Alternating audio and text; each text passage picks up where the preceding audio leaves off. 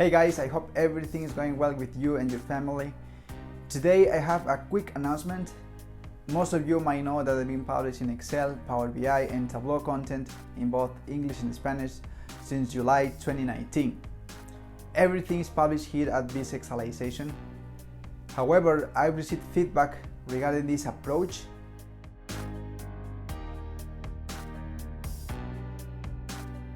And with the purpose of providing you with a better experience, I've decided to create Vizουαλizando.